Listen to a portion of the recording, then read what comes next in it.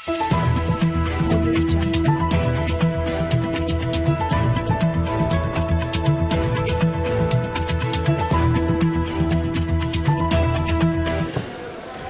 अध्यक्ष जी, इस सदन और इस सरकार से जनता यह भी नहीं कह सकती कि जो वादा किया वो निभाना पड़ेगा और जनता का पैसा चुकाना पड़ेगा।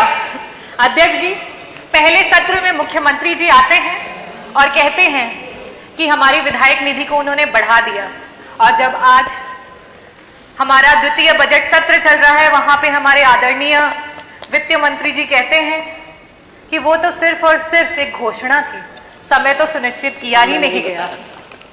तो आदरणीय अध्यक्ष महोदय, उसी प्रकार से ये जो अभिभाषण हुआ, ये जो बजट प्रस्तुत हुआ, इन्वेस्टर समिट मीट जो 2018 में हुआ और 2023 में हुआ, ये सब की सब घोषणाएं हैं और जनता ये जान रही है कि इसका समय अभी तक सुनिश्चित नहीं हो पाया है।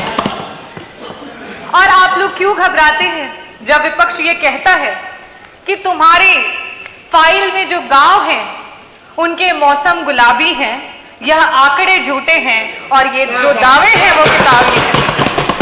और ये बड़ा ही सीरियस मैटर है, क्योंकि ये crisis of credibility of leadership है अध्यक्ष महोदय, और इसको संज्ञान में लेना चाहिए। अभिभाषण के दौरान और काफी सारे हमारे जो पक्ष के सदस्य हैं उन्होंने बहुत तारीफें की और कहा कि प्रदेश इस विभाग में 1 नंबर पे पहुंच चुका है, उस विभाग में 1 नंबर पे पहुंच चुका है। बिल्कुल सही कहा आप लोगों ने। मैं भी बारी बारी उत्तर प्रदेश का कौन सा विभाग किस नंबर पे पहुंच चुका है वो आपके सामने बताऊंगी, और प्लीज मेज थपथपाने से आप लोग मत रुकिएगा।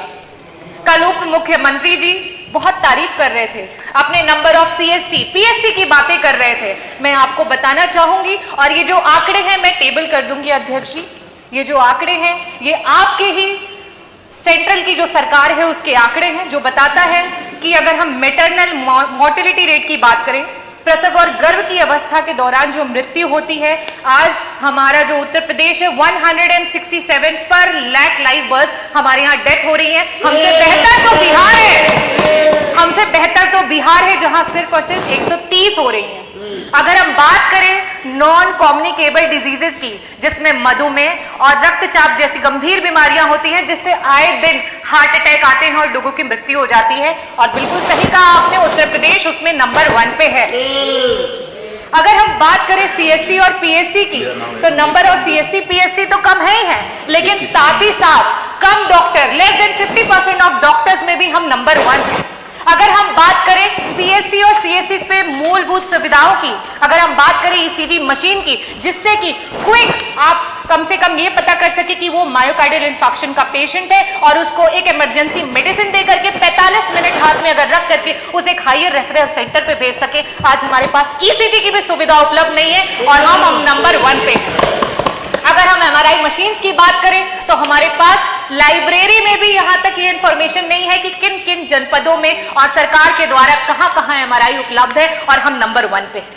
सरकार बात करती है पिछड़े और दलित के हक की और सम्मान की, और जब जाति जनगणना की बात आती है तो सर पे पैर रख करके भाग जाती है। आज जब विपक्ष ने बात उठाई कि जाति जनगणना करवानी चाहिए, तो आदरणीय मंत्री जी कल वहां बैठे थे और कह रहे थे कि बिहार की आप बातें करते हैं, बिहार तो बड़ा ही खराब है, बिहार में ये होता है वो होता है।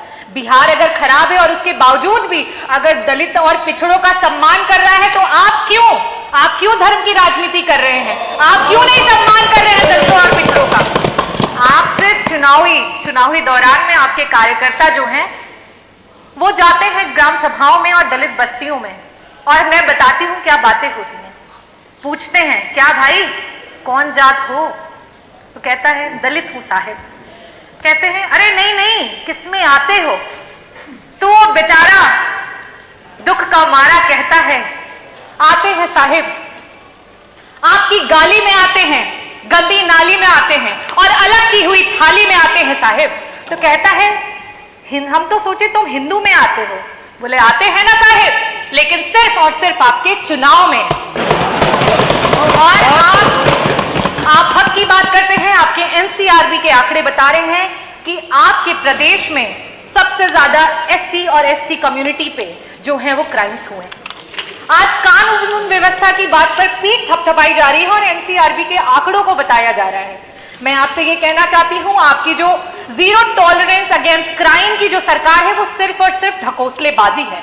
एफआईआर सच और झूठ के बुनियाद पे नहीं, किस दरोगा की, किस एसएचओ की पॉकेट कितनी गर्म की जाती है उसके हिसाब से एफआईआर दर्ज की जाती है। और आपको मैं एक और बात बता दूं कि जाति विशेष अमरोहा में, आपके जनपद अमरोहा में सिर्फ और सिर्फ पूरे जनपद में एक ही जात के सारे लोगों को पुलिस विभाग में डाल दिया गया था। ये तो आप लोगों को स्वयं भी पता होगा। और आज थानों पे चाहे कोई भी केस हो, चाहे वो अपहरण हो, चाहे वो चोरी हो, चाहे वो बलात्कार हो, चाहे उत्पीड़न हो, चाहे मर्डर हो या कोई भी जमीनी कोई केस हो, हर चीज का रेट आपकी सरकार में फिक्स करके रखा हुआ है।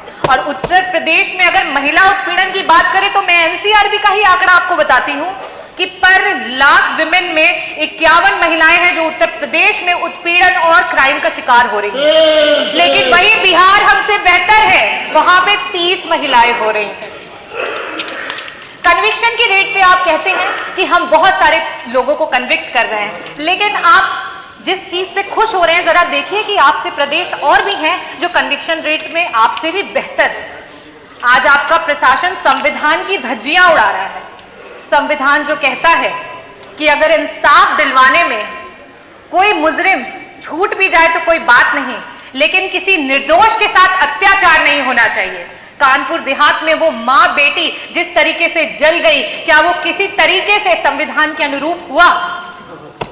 आज ये बुलडोजर सरकार है जहां सबने अपने होठ सी लिए। उस पे कुछ चंद लाइनें बोलूंगी।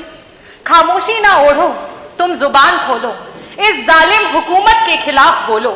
यहां मजलूम हर रोज सताए जा रहे हैं, घर कभी गिराए तो कभी जलाए जा रहे हैं। धन्यवाद, धन्यवाद डॉक्टर रागिनी।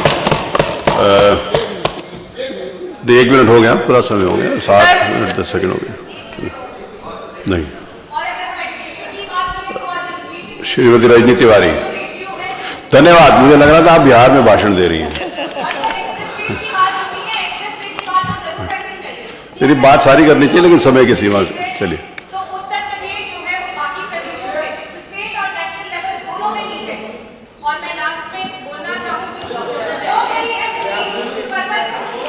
माननीय अध्यक्ष जी, आप